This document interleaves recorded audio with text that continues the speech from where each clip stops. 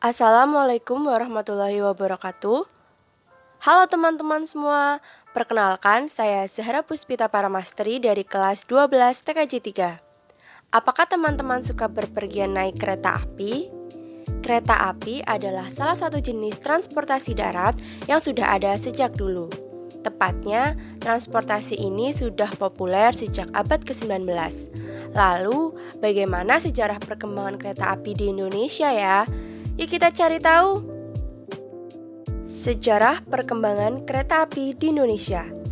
Sejarah perkeretaapian di Indonesia dimulai pada tanggal 17 Juni 1864 ketika pencangkulan pertama jalur kereta api Semarang-Forsteleden, Solo, Yogyakarta, tepatnya di Desa Kemijen. Pencangkulan ini dilakukan oleh Gubernur Jenderal Hindia Belanda, Mr. L.A.J. Baron Sloot van de Biel. Dalam pembangunannya, pemerintah Hindia Belanda bekerja sama dengan perusahaan swasta bernama Nederland Indische Spoorweg Maatschappij atau NISM. Pada tanggal 10 Agustus 1867, jalan kereta api pertama di Indonesia diresmikan, yaitu dari Desa Kemijen Semarang sampai Tanggung Grobogan sejauh 25 km dengan lebar sepur 1435 mm. Daerah yang dilewati jalur pertama ini adalah Alas Tuwo, Brumbung, dan Tlogotirto. Karena keberhasilan NIS dalam membangun jalur kereta api, pada tanggal 10 Februari 1870, jalur kereta api sampai di Solo Surakarta sejauh 110 km. Tetapi, di balik keberhasilan NIS sempat mengalami kesulitan, baik dari segi biaya maupun pembangunan. Maka dari itu, pada tanggal 8 April 1875, pemerintah Hindia Belanda membangun jalur kereta api negara melalui Stadspoorwegen atau SS, dan rute pertama SS meliputi Surabaya, Pasuruan, dan Malang. Setelah NIS dan SS terbukti mampu membangun jalur kereta api dan meraih laba, hal ini mendorong para investor swasta membangun jalur kereta api seperti Semarang Juana Stoomtram Maatschappij, Semarang Seribon Stoomtram Maatschappij, Serajudal Stoomtram Maatschappij, Oost-Java Stoomtram Maatschappij, Pasuruan Stoomtram Maatschappij, Kediri Stoomtram Maatschappij, Probolinggo Stoomtram Maatschappij, Mojokerto Stoomtram Maatschappij, Malang Stoomtram Maatschappij, Madura Stoomtram Maatschappij, dan yang terakhir adalah Delhi Spoorweg Maatschappij.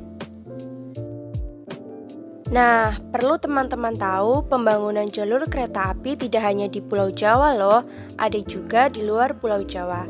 Antara lain ada di Aceh pada tahun 1876, Sumatera Utara tahun 1889, Sumatera Barat tahun 1891, Sumatera Selatan tahun 1914, dan di Sulawesi tahun 1922.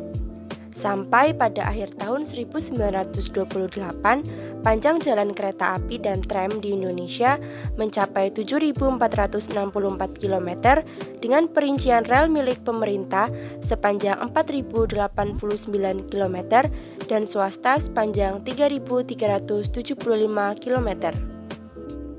Sekarang kita masuk ke masa peralihan. Kejayaan perkeretaapian di zaman Belanda hanya berlangsung hingga tahun 1942.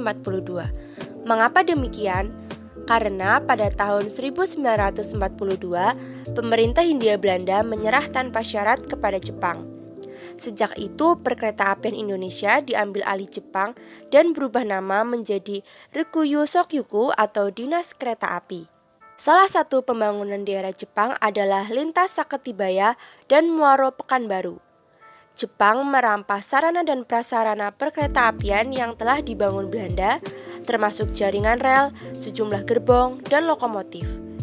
Jepang juga melakukan pembongkaran rel sepanjang 473 km yang diangkut ke Burma untuk pembangunan kereta api di sana.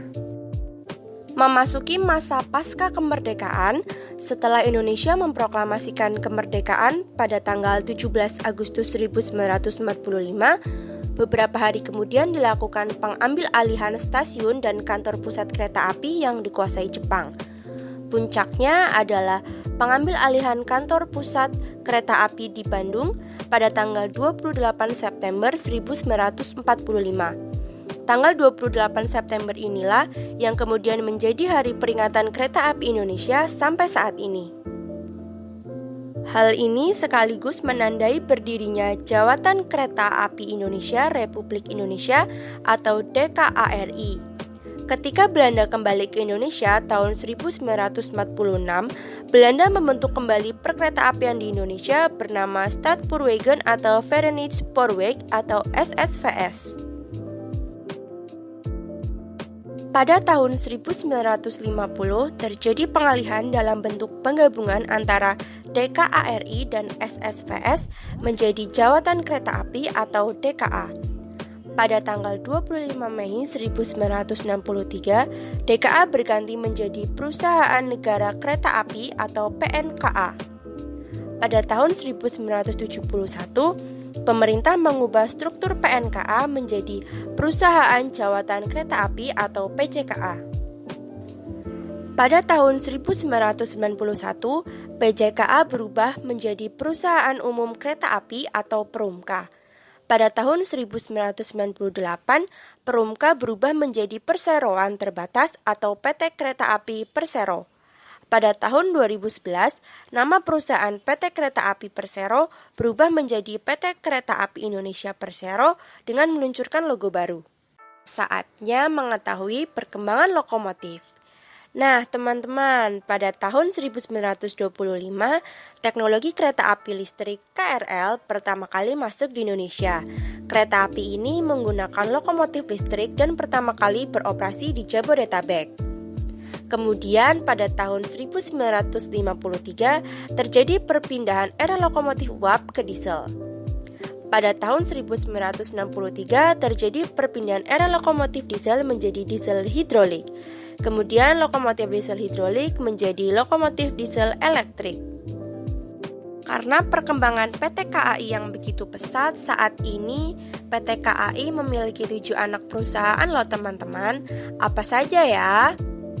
Yang pertama ada PT Reska Multiusaha, yang kedua PT Railing, yang ketiga PT Kereta Api Indonesia Komuter Jabodetabek, yang keempat PT Kereta Api Pariwisata, yang kelima PT Kereta Api Logistik, yang keenam PT Kereta Api Property Management, dan yang ketujuh PT Pilar Sinergi BUMN Indonesia.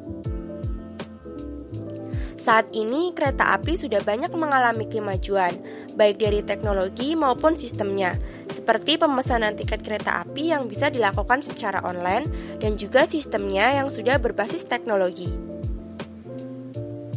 Wow, setelah kita cari tahu bersama-sama, ternyata luar biasa sekali ya perkembangan kereta api di Indonesia.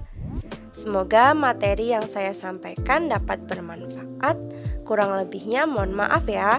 Wassalamualaikum warahmatullahi wabarakatuh.